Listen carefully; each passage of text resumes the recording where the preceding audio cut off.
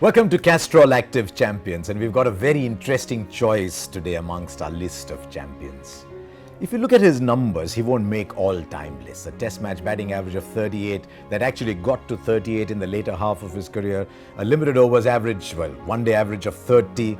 And yet why is Brendon McCullum in our list? Simply because at key moments in international cricket, in the history of New Zealand cricket, and indeed for India in the IPL, Brendon McCullum stood out like a beacon. You wanted to remember Brendon McCullum, and you do, for all the right things in our game.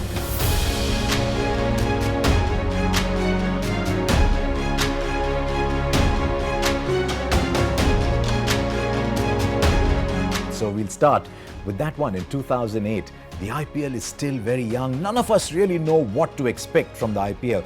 And then everybody gathered that night to watch RCB play KKR in the first IPL game. I promise you, I was there as well. Nobody knew what to expect. And then all of a sudden, this little sort of, not so little, but medium-sized man with a bat in hand, he walks out and hit 158, and everybody's jaw dropped. And they said, wow. This is what the IPL is like. I was 0 off 7 and I didn't know where I was going to try and find a run from. I was trying to get a leg by to get down the other end, or try and end the misery. But to be given the opportunity to be able to do something so special on such a pivotal night, it was almost like the stars aligned, and I don't know how it happened. And I never sort of have tried to understand why or how it happened, but I'm just very grateful that it did. I think when the history of the IPL is written, they'll want to page specifically for Brendon McCullum. He protected the start of that IPL when it was at its most fragile, at its most vulnerable. Much like the Castrol Activ Actibons protect your bike engine, whether it's running or off.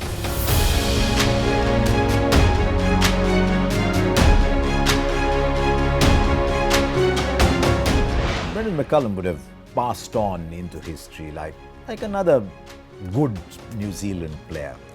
But history sometimes picks people out and says, you. And I think that is what happened with McCullum in 2013. This is already well into the second half of his career as an international player. And he was given the captaincy amidst a bit of conflict between the coach. Ross Taylor was captain. New Zealand cricket is going through a conflict. They needed someone to stand up and say, yes, we are there for you. And then they go to South Africa, they go to Cape Town, they bat first, and they're 45 all out in 19 overs. Can you imagine? A test match, 45 all out, 19 overs. South Africa are batting again before lunch on the first day. And he said, after that game, we all sat down and said, is this what we mean to the New Zealand public? Is this how we are going to present ourselves to the fans who work so hard, who give so much to follow us? And I think New Zealand cricket turned over that evening under Brendon McCullum. And the late second half of his career was all about Brendon McCullum, the captain, was all about playing the right way. I remember 2014, after the the unfortunate passing away of Phil Hughes, they were playing a test match against Pakistan in Sharjah, and they did not appeal. They said, we will not offer any form of celebration. It was almost a quiet test match. Yeah, I think for too long, New Zealand tried to be something they weren't.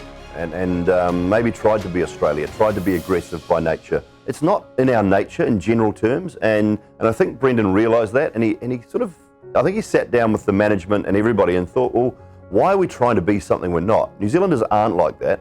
Let's play our cricket hard on the field, let's enjoy it.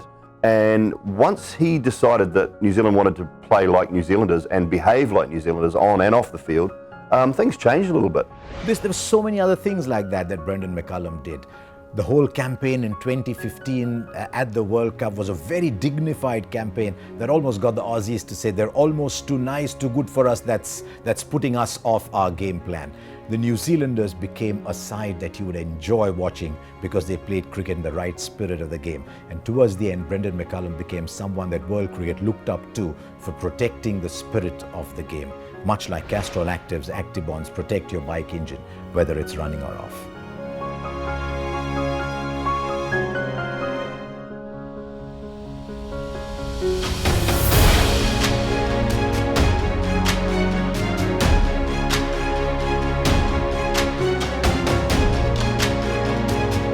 There were two innings towards the end of Brendon McCullum's career that told me what a fine player he had become. And they were played in two completely contrasting styles. Sometimes when your mind is absolutely clear, then you don't have to worry about how you're going to play, it just happens. The first of those came against India. Behind by 246 runs, they were reduced to 94 for 5 New Zealand.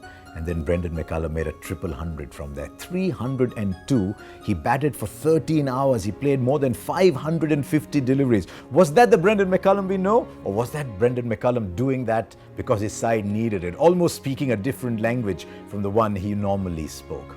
And then he came out to bat in his last test match. New Zealand are already 3 down.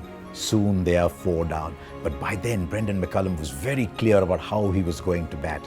His century came of 54 balls. Can you imagine? You're playing your last test match, there's a bit of emotion around, maybe there's a little tear going around and you're saying, oh, how am I going to play this? And he gets 100 from 54 balls. He made 146 from 79 balls and signed off and said, right, rest of my life I'm going to play white ball cricket. And even now, he erupts sometimes, but the Brendon McCullum that you watch now is a senior statesman who's telling the world, look, cricket is our game and this is how we're going to go about playing cricket. And that's why Brendon McCullum was an easy and delightful choice for us in this series on Castrol Activ Champions.